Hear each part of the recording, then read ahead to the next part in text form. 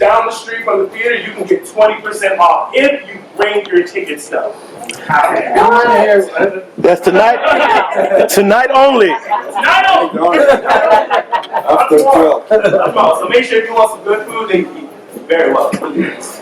Also, the last thing we have somebody in the audience. We have Doc Shaw from Tyler Perry's House of Pain and Karen Kingsbury. Where you at? Where is he? Yeah. All right. You can't see it. Right there.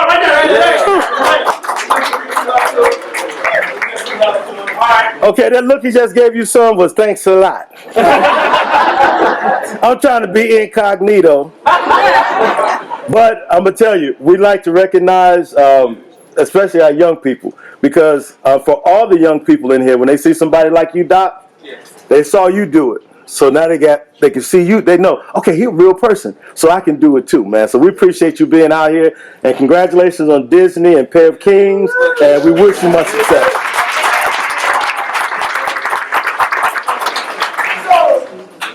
I'm gonna get out y'all's way so y'all can watch the show because y'all didn't come here to see my face. So I present Chris, actually the theater presents Christmas Sarah.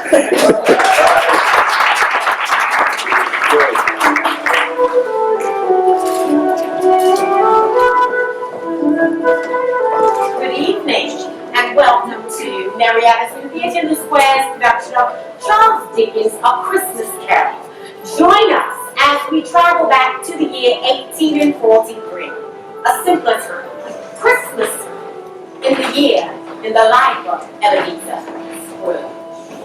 Merry gentlemen, and nothing you dismay. Remember Christ our Savior was born on Christmas Day to save us all from Satan's power when we have gone astray. Oh, tidings of comfort and joy, comfort and joy. Oh, tidings of comfort and joy. I have endeavored in this ghostly little book to raise the ghost of an idea that my readers would not be kept out of humor with themselves, with each other, with the season, or with me. May it haunt their houses pleasantly, and no one wish to lay it. Your faithful friend and servant, Charles Dickens, December 1843.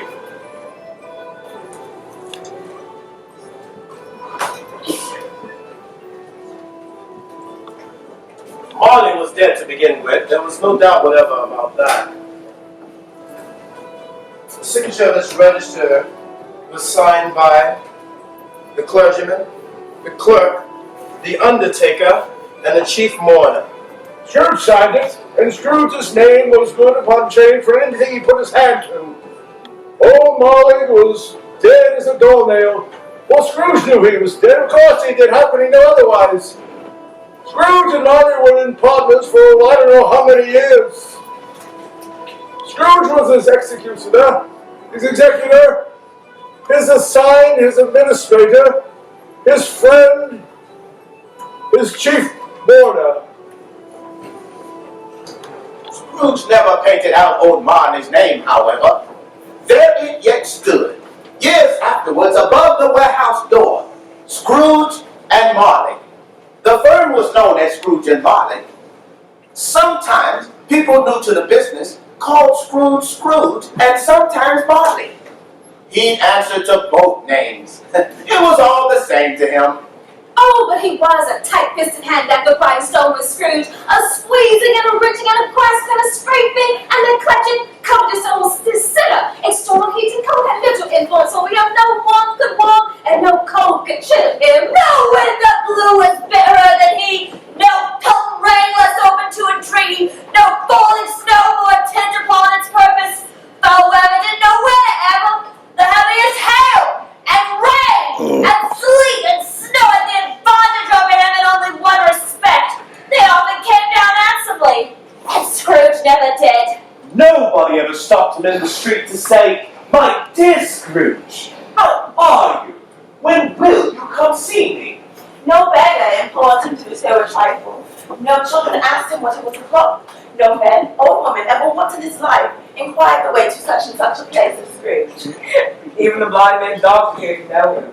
Open the alleyways and doorways when the man coming. To wag their tails and show to say, The live tool is better than an eagle eye, though. But what did Scrooge care? It was the very thing he liked. To edge his way around the crowded paths of life, wanting all human sympathy to keep his distance, was what knowing what's called.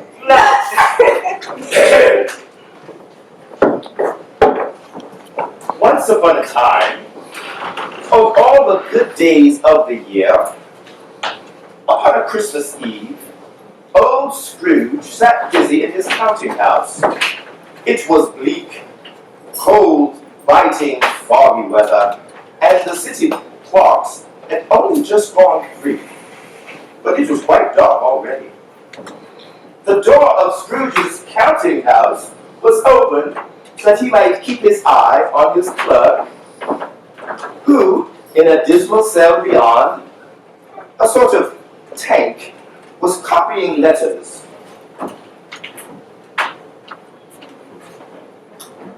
Scrooge had a very small fire, but the clerk's fire was very much smaller than it looked like one coal. But he couldn't replenish it, for Scrooge kept the coal box in his own room, and so surely as the clerk came in with the shovel, the master predicted that it would be necessary for them to part. Wherefore, the clerk put on his white comforter and tried to warm himself at the candle, in which effort, not being a man of a strong imagination, he failed.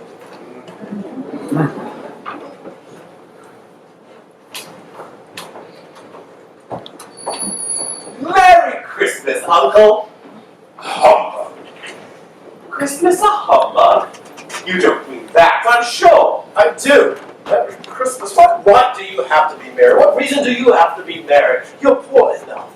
Come then, what right have you to be dismal? What reason to be morose? You're rich enough. Ah, humbug. Don't be cross, Uncle. I have nothing but to be cross when I live amongst a world of fools such as this. Merry Christmas. Out from Merry Christmas. What is Christmas other than a time to pay for your bills and not having any money? To be another year older and yet not a day richer. To be a place where you can balance your books and every item in them be with a dozen round months and pity and be dead against them. If I could work my will, every idiot with Merry Christmas upon his lips shall be boiled in his own pudding and buried with a holly stake through his heart. He should. Uncle, nephew, what good has it ever done you? What good may it ever do? There are a great many things from which I have derived good, by which I have not profited, I dare say. Christmas among the rest. But I'm sure I have always thought of Christmas, apart from the sacred veneration due its name and origin, if anything belonging to it could be apart from that, as a good time, a kind, forgiving, charitable, pleasant time. The only time I know of in the long calendar of the year, when men and women by one consent open their shut-up hearts freely, and think of people below them as if they really were fellow passengers to the grave, and not another race of creatures bound on other journeys. And therefore, Uncle, though it has never put a scrap of gold or silver in my pocket, it has done me good, and will do me good, and I say, God bless it! Let me hear another word from you, and you'll be able to keep your Christmas by losing your situation. You're a powerful speaker, sir. I wonder you don't go into Parliament. Don't be angry, Uncle. Come! Dine with us tomorrow. I'll see you in hell first. But why? Why? Why did you get married? Because I fell in love. Because you fell in love. Good afternoon. Oh, Uncle. You never came to see me before that happened. Why give it as a reason for not coming now? Good afternoon. I want nothing from you. I ask nothing of you. Why cannot we be friends? Good afternoon. I am sorry with all my heart to find you so resolute. We've never had any quarrel to which I have been party, but I've made the trial in homage to Christmas, and I'll keep my Christmas humor till the last. So a Merry Christmas, Uncle. Good afternoon. And a Happy New Year. Good afternoon. How's that fine family of yours, Lord Cratchit? Well, sir, all very well. Good. You'll give them my best wishes. Yes, sir, I shall. Thank you. And here's another one. My clerk, 15 shillings a week with the wife and the family, talking about a Merry Christmas. I'll retire the family. Scrooge and Marley, I believe. Have I the pleasure of addressing Mr. Scrooge or Mr. Marley? Mr. Marley has died these 7 years ago. He died 7 years ago this very evening. Well, we have no doubt that his liberality is well represented among his surviving partners. His liberality? In this festive time, Mr. Scrooge, it is more than usually desirable that we make some slight provision for the poor and destitute who suffer greatly in the present time. Many thousands are in want of common necessities, and many hundreds are in want of common comforts, sir. Are there no prisons? Plenty of prisons. Yes. And the union workhouses, are they operational? Yes, they are, even though I wish I could say they were not, sir. And the treadmill and the poor law, are they in full vigor then? Both very busy, sir. Ah, good. I was afraid that something may have occurred that stopped their reasonable course. I'm very glad to hear that. Well, they scarcely provide Christian cheer of mind and body to the moral You of us are endeavoring to raise a fund to buy the poor with meat and drink and means of warmth. What shall I put you down? Nothing. You wish to be anonymous. No, I wish to be left alone. You asked me a question, gentlemen, and I gave you an answer. I don't make merry at Christmas, and I can't afford to have idle people to be merry as well. The organizations we've mentioned, I support them well enough, and they cost me enough. And those that are badly off must go there. Many can't go there. Many would rather die. Then if they would rather die, then they should get to it. And decrease the surplus population. Besides, excuse me, I don't know that. You might know it. It is none of my business. It is one thing for a man to pay attention to his own than to interfere with other people's. Mine occupies me constantly. Good afternoon.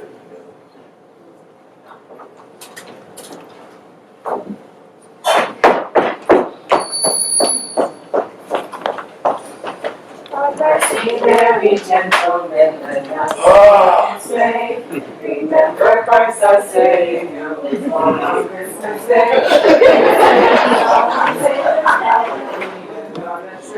Oh, tidings of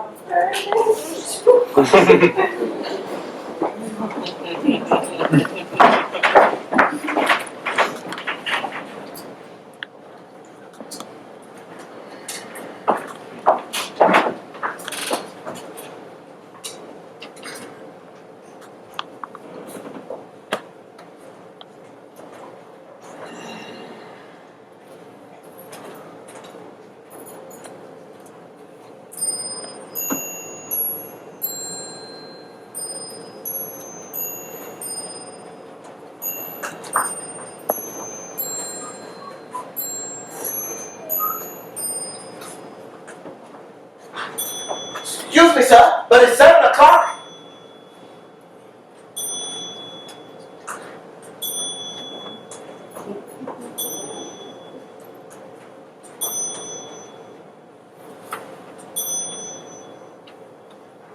It is now 7 o'clock. I don't want to be impertinent, Mr. Scrooge, but would it be too much trouble for me to have my wages, sir? See, that is your problem, Mr. Cratchit. You only think about your pleasure. Your pleasure and squandering money. I appreciate your generosity, sir. That is my weakness. I'm a martyr to my own generosity. You would need to tidy this place up and don't do it a moment early. There's been rather a lot of excitement today, sir. But then we expect that at Christmas, don't we, sir? I I guess you'll want tomorrow off as well, I suppose. Yeah, quite convenient, sir. It's not convenient and it's not fair. If I were to take half a crown, you would feel yourself ill-used. I'll be bound. Yet you did not let me ill-used when I pay you for a full day's wages with no work. It's only once a year, sir. Only once a year, you say? Yeah, a poor excuse for picking a man's pocket every 25th of December. I'm sure. I'm very sorry, sir, to be such an inconvenience, sir, but it's my family more than me, sir. They put their hearts into Christmas, as it were, sir. Yes, and they put their hands in my pockets as if it were, sir. I guess you can have the entire day off tomorrow, but be here all the earlier the next morning. Yes, sir. I will, sir. Thank you, sir. It's more than generous of you, sir.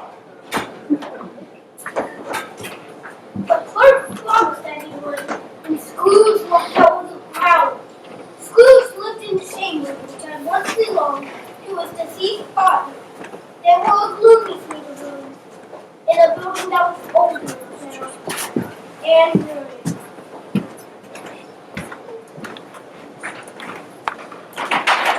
Now it is a fact that there was nothing at all in particular about the knocker on the door of Scrooge's house, except that it was very large. And Scrooge, having his key in the lock, saw in the knocker not a knocker, but Marley's face. It wasn't angry or ferocious, but it looked at Scrooge as Marley used to look.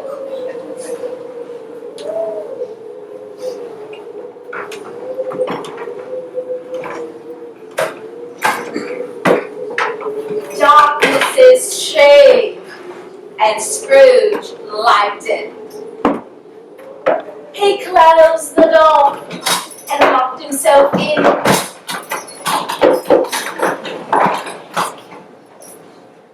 He double locked himself in,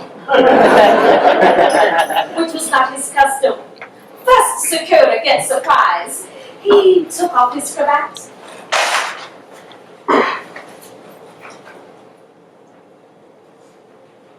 And put upon his dressing gown.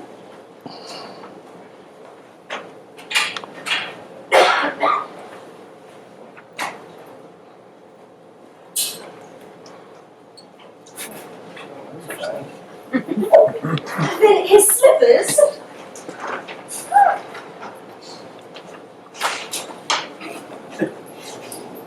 And his nightcap. Then he sat himself down before a very low fire to take his gruel.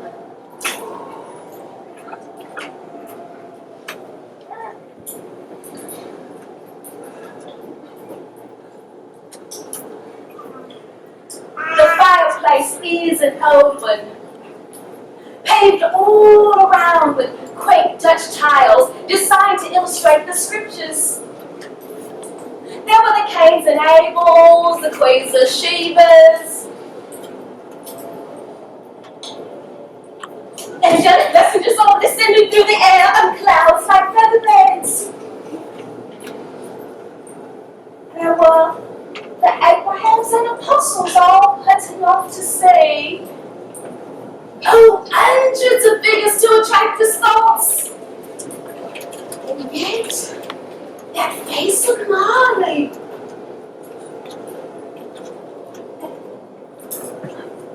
7 years dead. Showed through like the ancient prophet's rod and swallowed a bowl.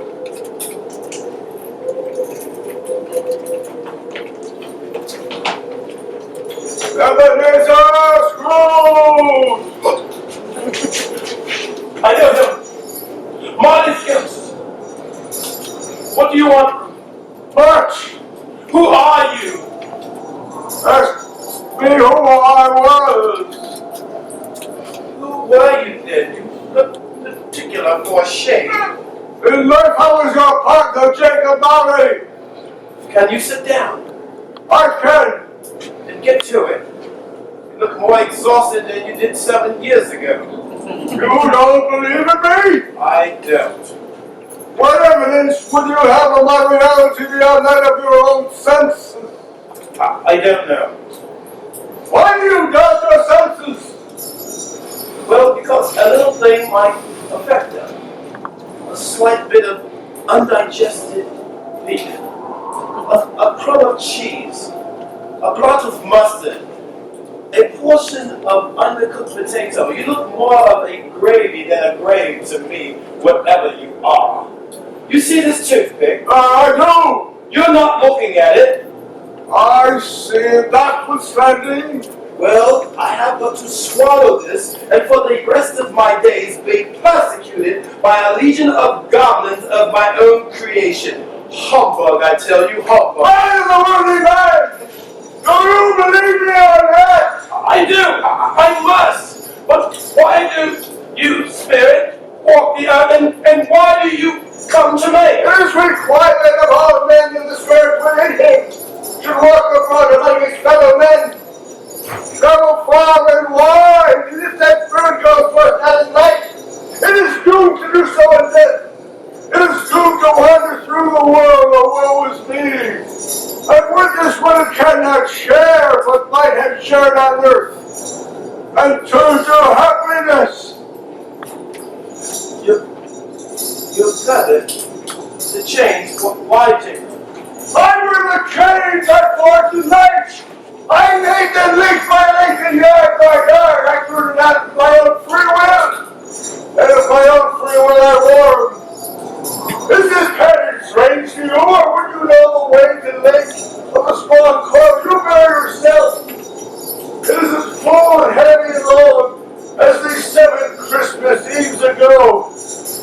You have never done it since, of that ponderous chains.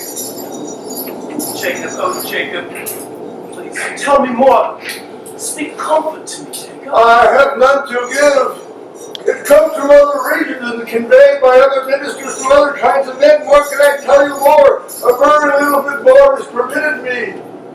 I cannot stay. I cannot wait. I cannot linger.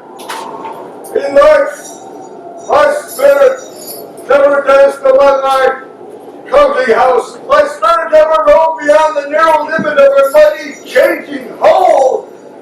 And weary journeys lie before me. Well, you must have traveled very slow. So? Yes. I mean, 7 years dead and traveling all the time? The whole time. Then you No rest, no peace, incessant torture of remorse. Then you must have traveled fast. On the wings of the wind. Well, you must have got to cover quite a bit of ground over those 7 years. Oh, captive bound in double iron, not to know the angels of incessant labor. My mortal men have traveled all the way along the world, not to know that no Christian spirit, no matter how small looking its own little sphere, will find its mode in life too short, or its mass means of usefulness. No, not to know that no space of regret can make amends for one's life misused. Oh, such was I. Such was I! Well, Jacob, you've always been a good man of business. Business! Yes. Business! Mankind was my business. Charity, mercy, forbearance, benevolence were all my business. The workings of my trade were just a drop of water in the vast ocean of my business. And it is this time of the roving year I suffer the most. Why did I walk among my fellow men with my eyes turned down, and never raise them to that blessed star which led the wise men to a poor abode? Were there no poor homes whose light could have conducted me? Why? Oh, hear me! My time is nearly gone! I will. Don't speak wrong to me, Jacob. Don't be flowery, Jacob. Pray. How is it that I come to you at a time like this? How is it that I sit beside you for many more years and you never see me? How is it that I have this. I've come tonight to warn you that you have yet a chance and hope of redeeming yourself. You've always been a good friend to me, Jacob. You will be haunted by three spirits. Is this the hope and the chance that you mentioned? Yes, it is. Then I would rather not see it. Without these visits, you can have hope to show the path that I tread. Expect the first one tomorrow night when the bell tolls 1. Couldn't I see them all at once and then be over it? Expect the second one the same hour of the next night and the third when the stroke of midnight ceases to vibrate. Ebenezer Scrooge, hope to see me no more, and hope that for your own sake, you remember what has transpired between us tonight.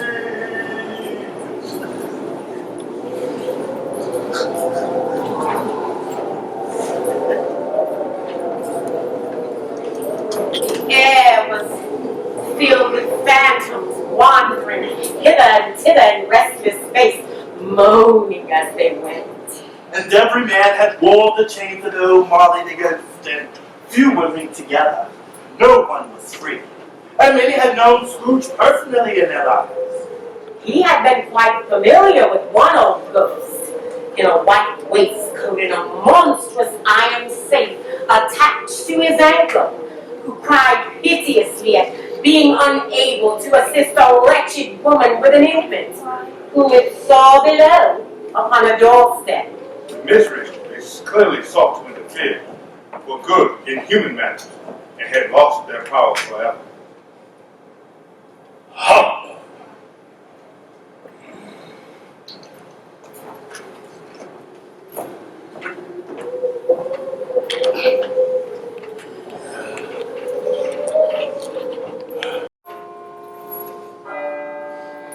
Why is it impossible that something may have happened to the sun?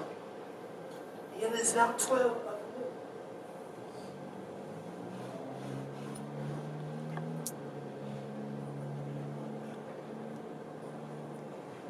Quarter past. Quarter past. Marley warned me of a visitation. At the stroke of 12, I shall lie awake until the hour itself.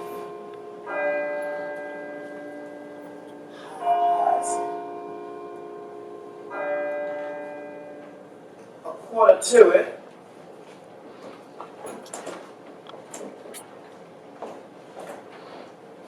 And yet still nothing.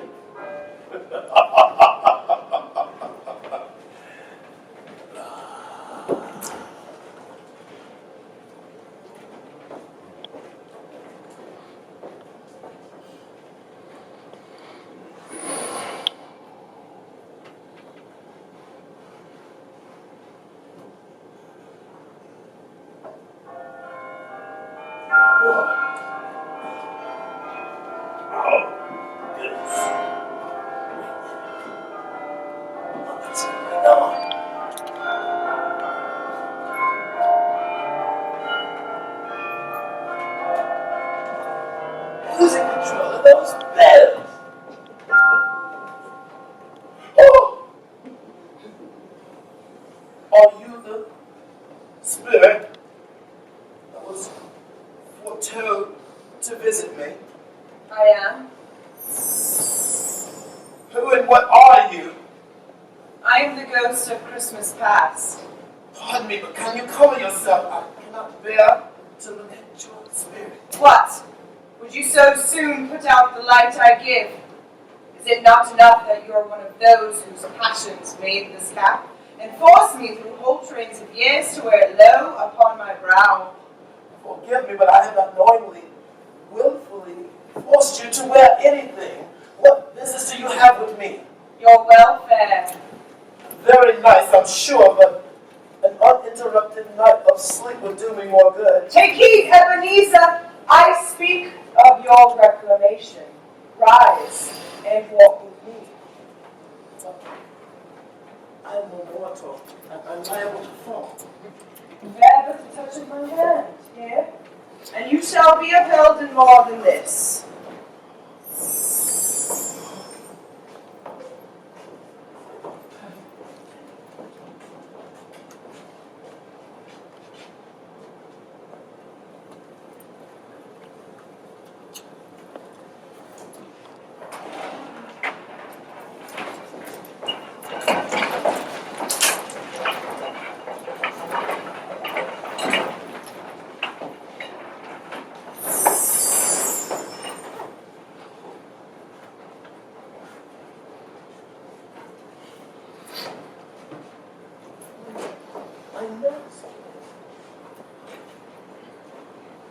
I was bred here.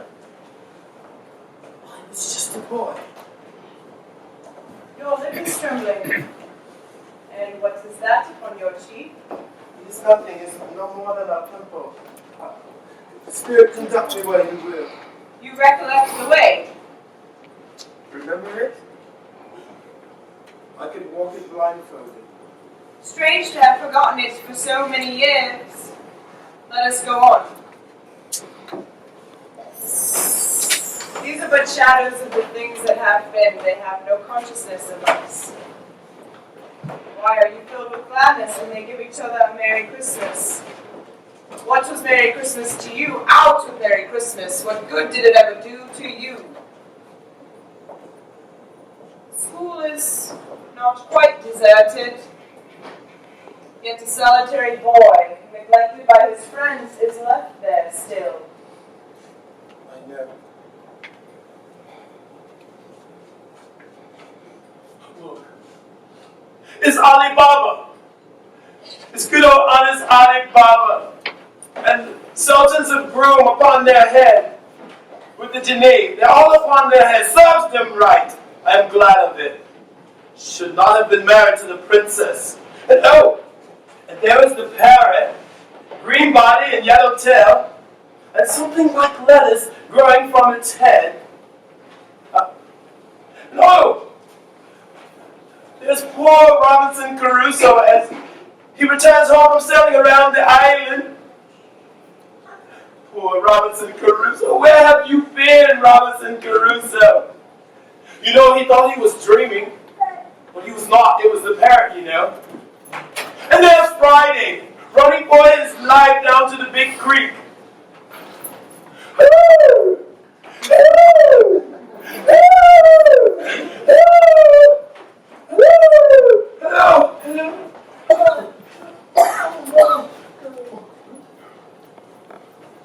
Oh boy. I wish to... It's too late. What's the matter?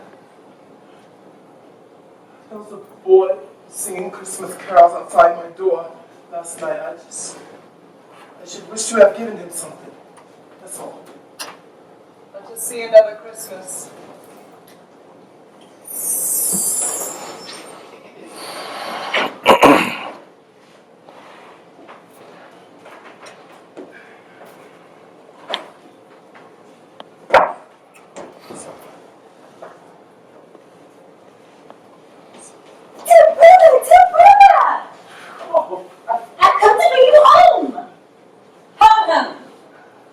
Fine. Home is fine. Yes! Home for good and all. Home forever and ever. Father is so much kinder than he used to be that home's like heaven. He spoke so gently to me one day night when I was going to bed that I was not afraid to ask him once more if you might come home. And he said, yes, you should. And he sent me in coach to bring. And you're to be a man, and you're to never come back here. First, we're to be together all Christmas long and have the merriest time in all the world. You're quite a little woman, Fan. Come. Always a delicate creature. No breath might have withered. She had a large heart. Yes, you're right. She had. I'll not gainsay it, Spirit. God forbid. She died woman, and had, as I think, children. Oh, child. True. Your nephew. Yes.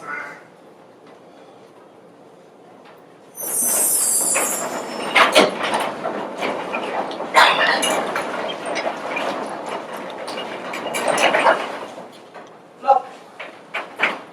Do you remember this place? I know of it. I was apprenticed here. Yes. And there's old Fizzywig. God bless him. Bless his heart. Old Fizzywig alive again. Pay attention, everybody. Ebenezer, Linda, no more work tonight. It's Christmas Eve. So let's pull up those shutters as quickly as the man can see Jack Robinson. And let's close down those flashes, Ebenezer. And let's clean up the room because we're going to need it. Oh, here we go, lad. Oh, you're going to enjoy yourself, Master Ebenezer. And that's in order. Yes, sir, I'll try. You will put your heart into it. You put enough of yourself into your work. And I praise you for the way that you discharged yourself from your duties. Oh, you're so young, but there's more to life than old folks, of course, than old musty legends.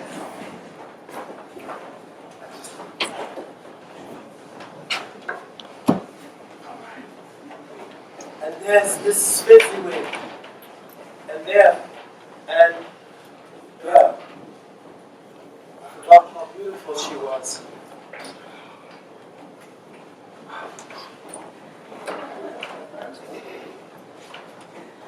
Hello? Well, would you like to dance?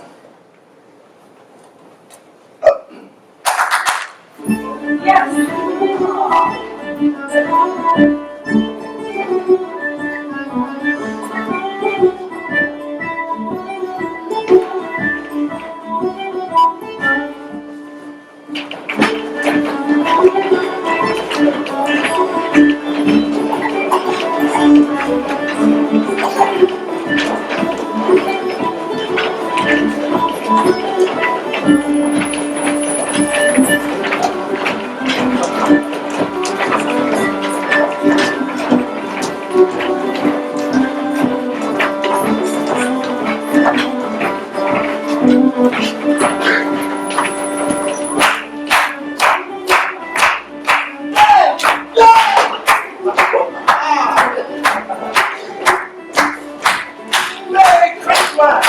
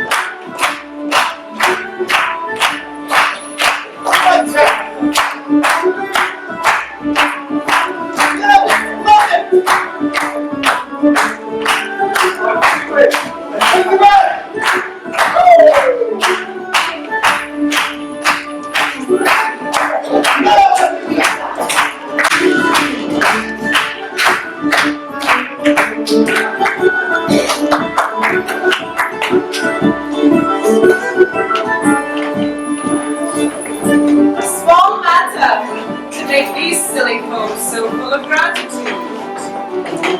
Small? Is it not?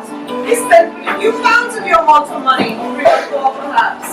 Is that so much to deserve praise? It's not that, Spirit. But he has the power to render us happy or unhappy, to make our burdens light or troubles, make them a pleasure or a toil. To say he has the power, in looks, and in works, of things so slight and insignificant that it's impossible to add or count them all up. What then? The happiness he gives is as great as if it cost a fortune. What's the matter? Nothing. Something, I think.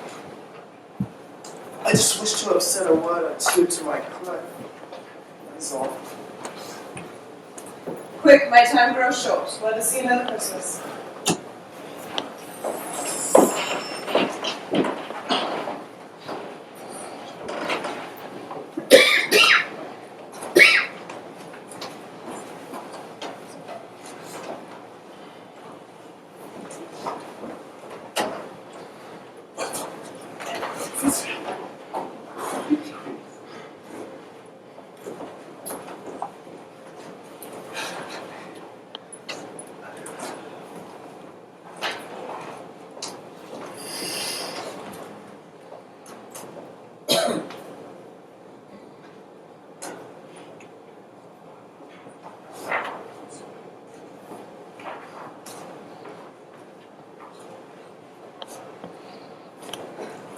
It matters little, to you very little. Another idol has displaced me, and if it can care and comfort you in times to come as I would have tried to, I have no just cause to grieve. What idol has displaced you? A golden one.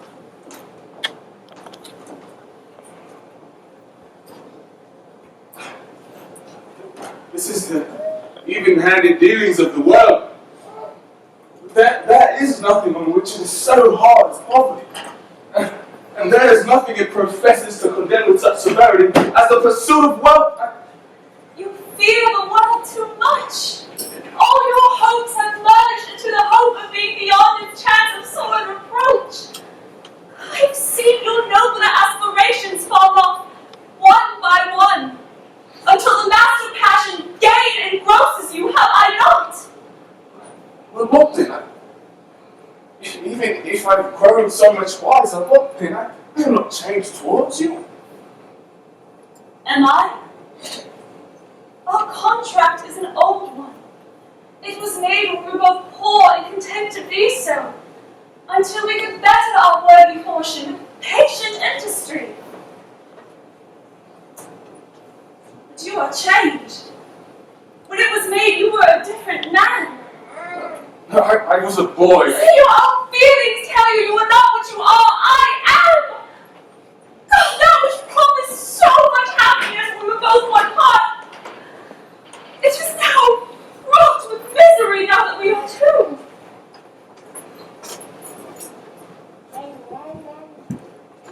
How often and how keenly I thought of this, I will not say. But enough that I have thought of this and can release you.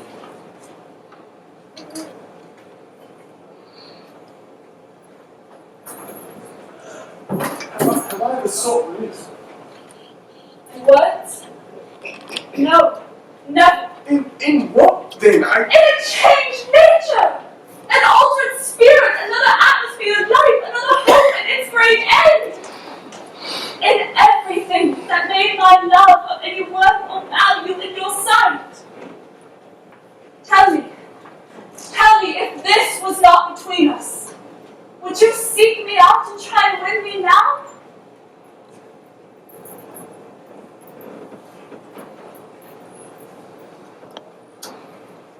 No.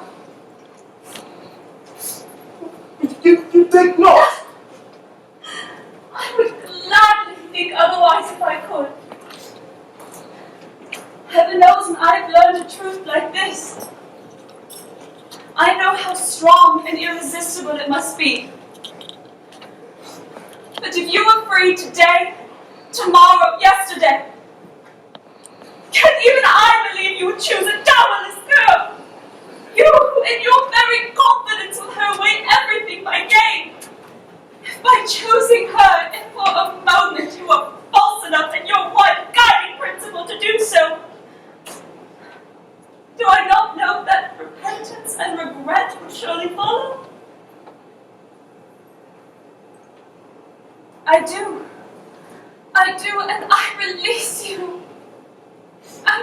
embrace you with a full heart for the love of him you once were.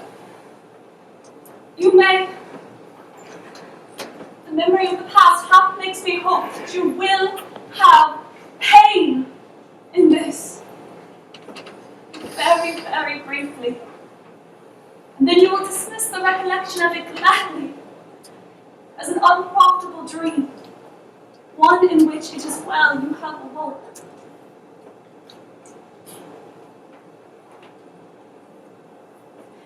May you be happy in the life you've chosen. Go!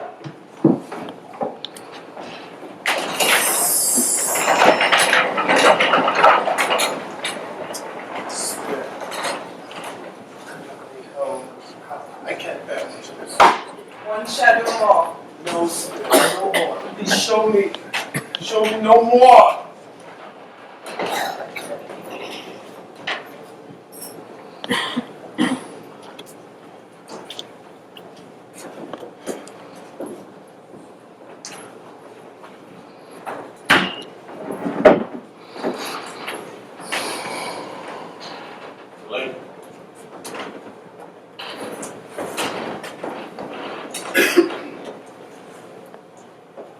Pardon me, sir, if I can find a place to, but I've just come from Mr. Marley's with a message for Mr. Scrooge. Well, can I give it to him? Well, please, your great kind self, dear. I'm to say that Mr. Marley ain't expected to live through the night, and Mr. Scrooge would like to take leave of him. He should come along smartly, or there won't be any of Mr. Marley left to take leave of, as we know the use of the word. His breathing's very queer, when he does breathe at all. Excuse me, Mr. Scrooge. I'm busy. It's about Mr. Marley. He's dying, son. Oh, well, what can I do about it now? If he's dying, he's dying. The message was for you to go at once, sir. It is now 4:45. The business of the office is not yet finished. I will go when the office is closed. At 7 o'clock. Yes, sir. You go at 7. Well, I'll try and get Mr. Marley to hold on till then, I'm sure. Much obliged. Good night, dear. And a Merry Christmas! If it ain't out of keeping with the situation. Thank you, same to you.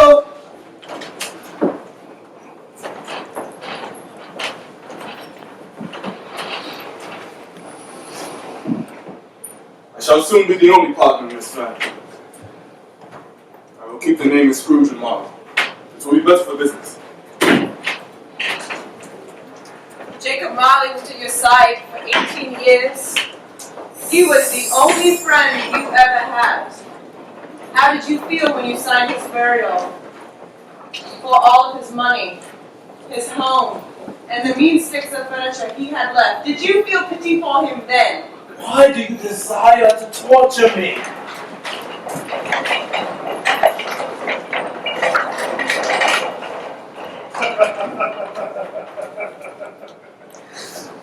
Merry Christmas, children. Father!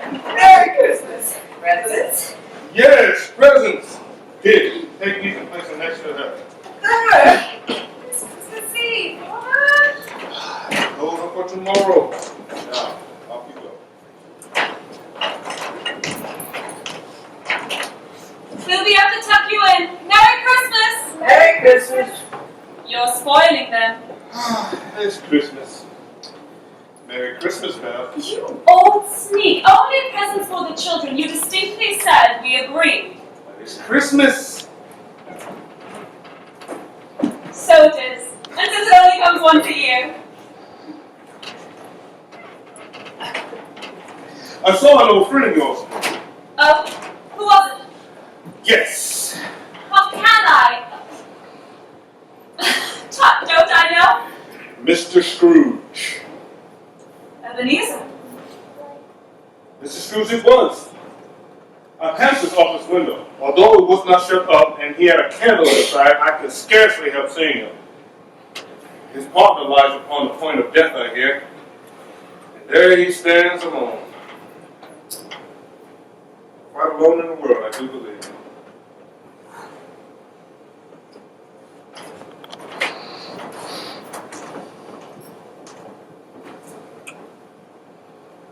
May he be happy in the life that he has chosen.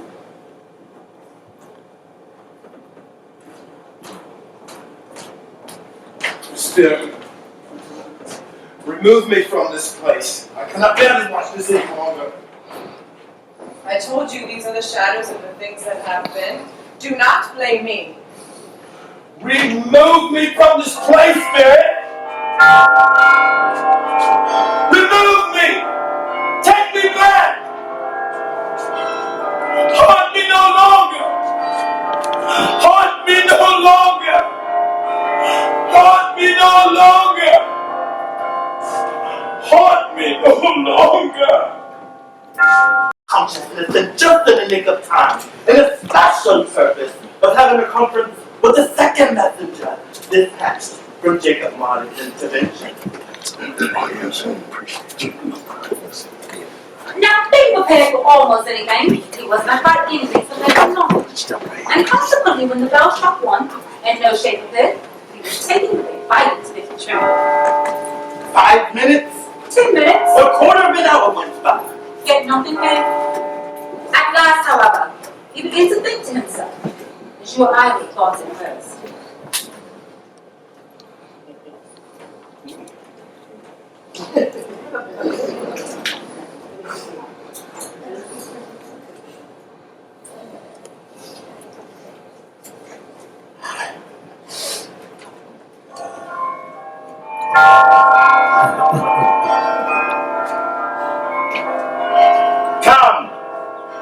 Come and know me better, man, for you have never seen the like of me before. Never. Have never walked forth with the younger members of my family, for I am very young. My elder brother's born in these latter years. I don't think so. I'm afraid not. Have you had many brothers, Spirit? More than 1,800. A tremendous family to provide for. Spirit, conduct me where you will. I went forth on last night on compulsion, and I learned a lesson that is working now. So tonight, if you ought to teach me, let me profit by it. Mortal, we spirits of Christmas do not live only one day of our year. We live the whole 365. So is it true of the child born in Bethlehem. He does not live in the hearts of men only one day of the year, but in all the days of the year. You have chosen not to seek him in your heart. Therefore, you shall come with me. You shall come with me and seek him in the hearts of men of good wit. You shall see people. Touch my robe. Touch my robe.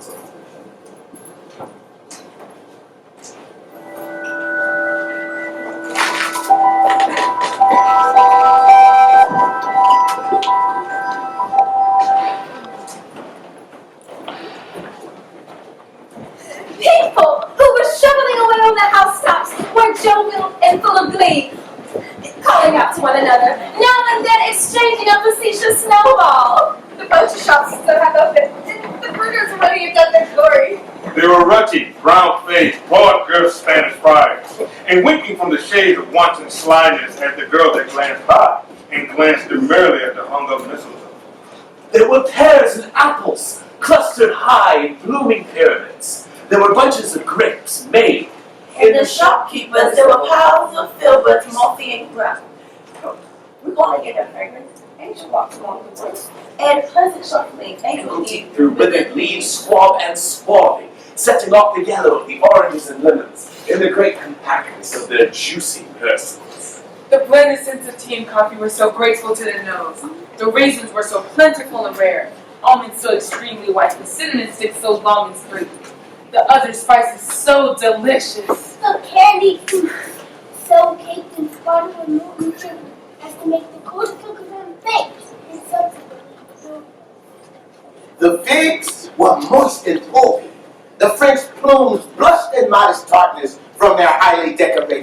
prices. The customers were all so hurried and so eager in their hopeful promise of the day that they tumbled up against each other. And at the same time, there emerged innumerable people, the poor, the less fortunate, poor revelers, all carrying their dinners to the baker shops to be baked, for they had no means of cooking their own Christmas meal. For they say 'tis a shame to quarrel upon Christmas Day. And so it was. God love it. So it was. But soon the steeples called good people all to church and chapel, and away they came, flocking through the streets in their best clothes and with their gayest faces.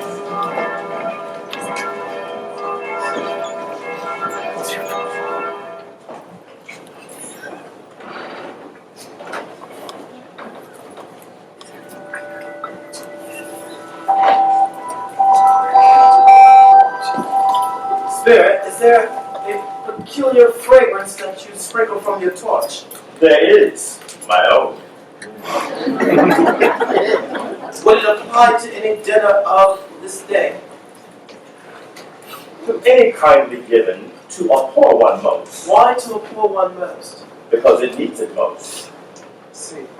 So I wonder of all the beings that walk this earth, why is it that you choose to cramp the opportunities of the people's innocent enjoyment?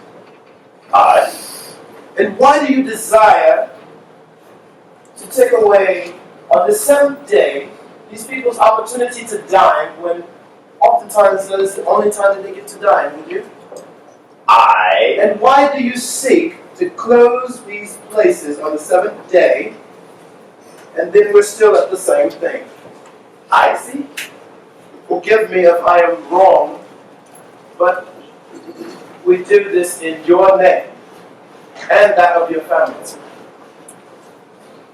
There are those on this earth of yours who lay claim to know us, who do their deeds of passion, pride, ill will, hatred, envy, bigotry, and selfishness in our name, who are as strange to us and all our kith and kin as if they had never lived. Remember that, and lay their deeds upon themselves, not us. We shall see Christmas in the home of your God. I would rather not see that spirit. If you have aught to teach me, let me profit by it. They were your own words.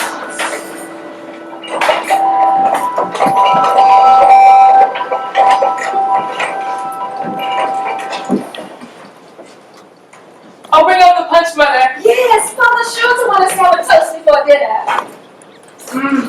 Look at these potatoes, Mother. The best I've ever did them. And they taste delicious. And you taste much more good than what we need left. Well, I only had a little. I can just smell that goose, Mother. There never was such a... Well, it's Martha! Father would be so delighted to see you. Oh, I can smell that you're cooking. There's some goose, Martha. Wish you a Merry Christmas. Oh, children, listen, here comes Mom. What tell you to? We Martha, wish wait, you a fine. Merry Christmas. You better hurry up, I'll catch you. We wish you a Merry Christmas. We wish you a Merry Christmas. We wish you a Merry Christmas and a Happy New Year. Hello, all of you. I hope we're in time. Why, what's the matter? Where is our Martha? Oh, she's not coming, my dear. Not coming? No, they kept her at work. Kept her at work? Oh, not coming on Christmas Day.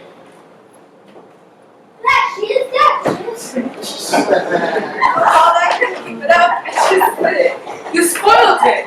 You really had me worried. Oh, it's such a shame to tease them on Christmas Day. Come, I want to show Martha and Tiny Tim the pudding.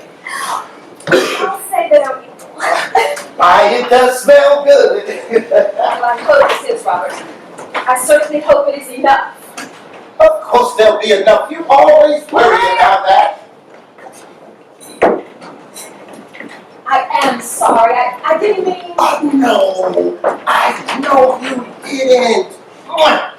I never cease to marvel at how you make a few shillings go so far. Well, tell me, how did little Tiny behave? Was he good? Oh, good as gold. Even better. But, Tell me. well, he comes out with the strangest things you've ever heard. Well, what did he say, Robert? I suppose it's from sitting by himself so much. He gets kind of thoughtful. And he comes out with the oddest ideas you've ever heard. Well, he's doing all right, isn't he? Oh, I think he's growing stronger, my dear. Robert! I think so. Well, he said he hoped the people at church saw him today because he's a cripple. What? Yes, that's what he hoped. He said it might be pleasant for them to remember on Christmas Day who it was who made the lame beggars walk and the blind men see. Just like that. Just as simple as that. Just smell the good pudding and the great big goose is all just so wonderful. We don't hurry to eat. Peter, will they all potatoes? Jack. What say we have an early toast first, eh? Then, a Merry Christmas to us all, my dears. God bless us. God bless us. God bless us everyone. Starr, will Tiny tell them? I see a vacant seat in the broad chimney corner. I see a crutch without an owner, carefully preserved. If these shadows remain unaltered by the future, the child will die. Please, kind Starr, can the boy be spared? If these shadows remain unaltered by the future, no other of my race shall find him here. What then? But what of that? If he be likely to die, then let him do it, and decrease the surplus population. Don't, Starr. Don't. Don't use such words, man, until you have discovered what the surplus is, and where it is. When you decide what men shall live, what men shall die, it may be in the sight of heaven that you are more worthless and less fit to live than millions like this poor man's son. Mr. Scrooge. I give you Mr. Scrooge, the founder of our feast. What are you trying to do? Ruin our Christmas? His money paid for the goose, my dear. No, it was your money that paid for the goose, my dear. Yes, but he paid me the money. Because you earned it. 15 shillings a week, not a penny raise in that years. Believe me, you earned it. Mr. Scrooge assures me that times are hard. Quite right. For you they are, but not for himself. Well, nonetheless, he is the founder of our feast, and we shall drink to him. Quite right. Listen to this. Founder of the feast, indeed. I wish I had him here. I would give him a piece of my mind to feast upon and have indigestion for a month. Dear, please, the children, Christmas Day. And it would have been a Christmas Day for me to drink to the health of such an odious, stingy, hard, unfeeling man as Mr. Scrooge, and you know he is, Robert. No one knows it better than you do, my poor love. Please, please, my dear, it's Christmas. Children, we shall drink to your Father for all the love and happiness he gives us, and to Tiny Tim for all the help we wish upon him, and for the sake of your Father, I'll even drink to that old miser, Mr. Scrooge. Long life to him, and a Merry Christmas to us all. Merry Christmas to us all. I would like to announce I have a situation in my eye for Master Peter, which shall bring in, if obtained, full 5 and 6 pence weekly. Oh, Peter! Congratulations! Well done.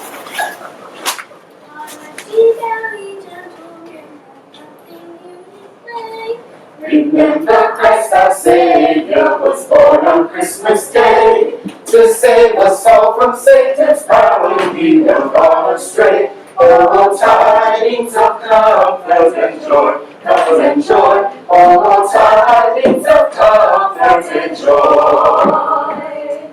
Rest ye merry gentlemen, and nothing else. What is this place?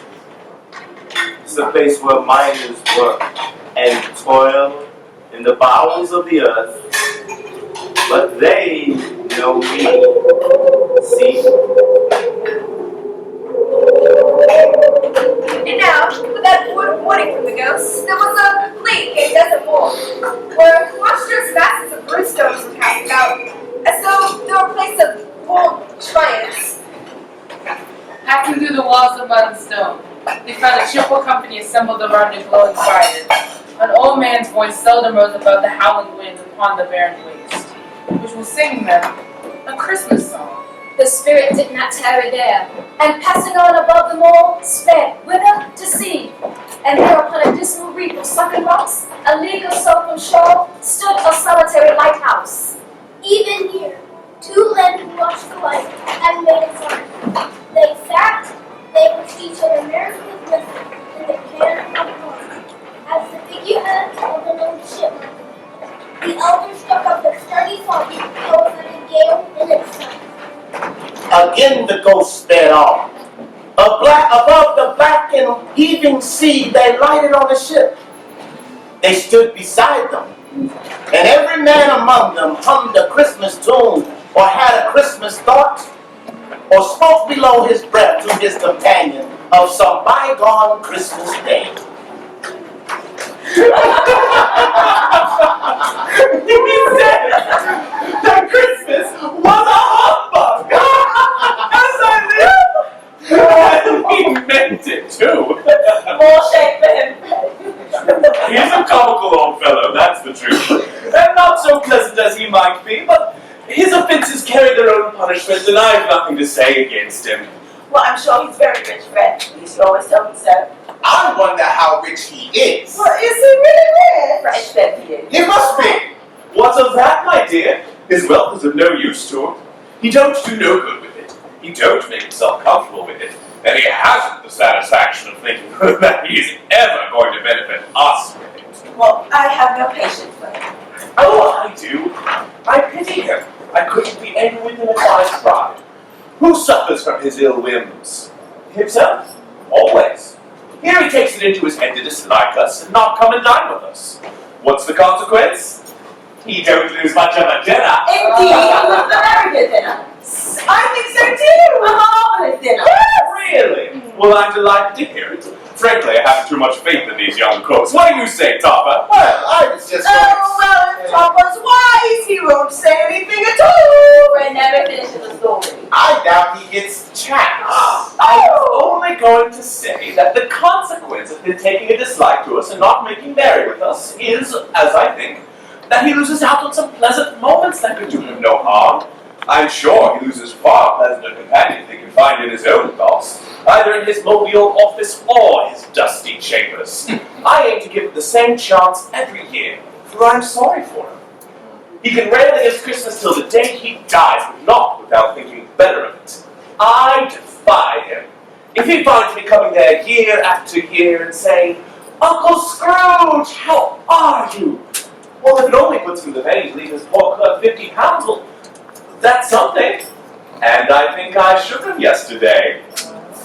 Oh, let's play a game. Ah. Yes or no? Yes or no? Oh, yes. You have to think of something and the rest must find out what. Yes, and you are only answering questions yes or no. Yes. And I will start.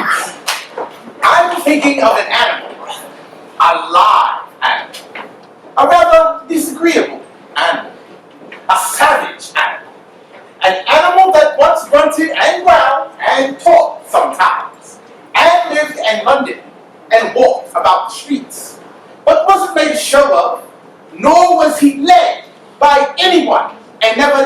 in a menagerie. It was a horse. Not a horse. An ox. Not an ass. A cow. No cow. A bull. Nor a bull. A tiger. No tiger. A dog. No dog. A pig. Ooh. A pig. No pig. A cat. And no cat. Was it a bear? And not a bear. So. Oh, I know what it is. Fred, I figured it out. I know what it is. It's your Uncle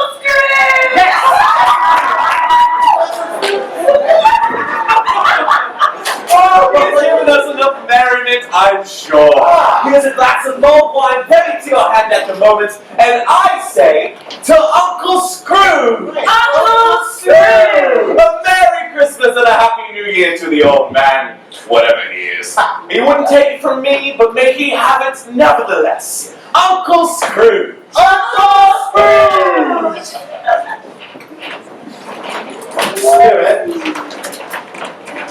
are these people's shadows or are they real? They are real. We are the shadow. Both of us.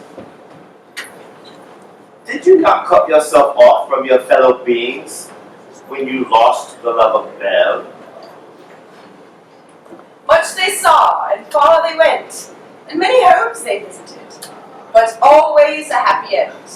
The spirits stood beside sick beds, and they were cheerful on foreign lands, and they were close at home by struggling men. In almshouse, hospital, and jail, in misery's every refuge, where vain men whose little brief authority had not made God's spirit and barred the doors, he left blessings and prosperity to his saints. It was a long night, and strange too, that while Scrooge remained unaltered in outward form, the spirit grew older, clearly older. Our spirits' lives that short. My life upon this globe is very brief. It ends tonight. Tonight at midnight. See? Time draws very near. We do not have the time to do or say all the things that we would wish. The thing is to try to do as much as you can in the time that you have. Will you profit by what I have shown you of the good in most men's hearts?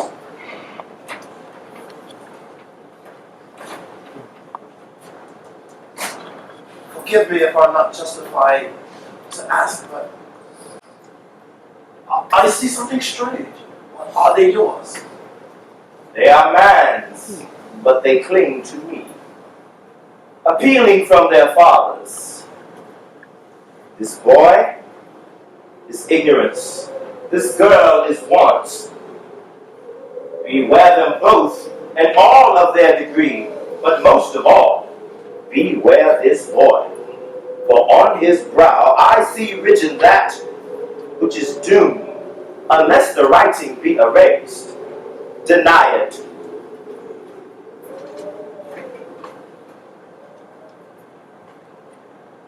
And abide the end. Have they no refuge, no resource? Are there no prisons? Are there no workhouses? Are there no prisons? Are there no workhouses? Are there no prisons? Are there no workhouses? No. Are there no prisons? No. Are there no workhouses? Stand! Spirit.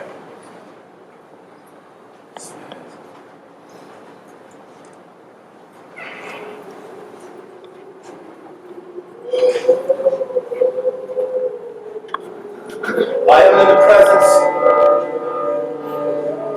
yes, of the spirit of Christmas yet to happen. Of the things that I've seen you are about to show in the shadows of things that will be, shadows of things that might not be. to the future, I fear you more than any other specter that I have ever seen. But in my fear, I must tell you that I am too old. I cannot change. I know that you mean good for me. I know that I'm not trying to be impertinent, but, well, wouldn't it be better if I just went home and went to bed?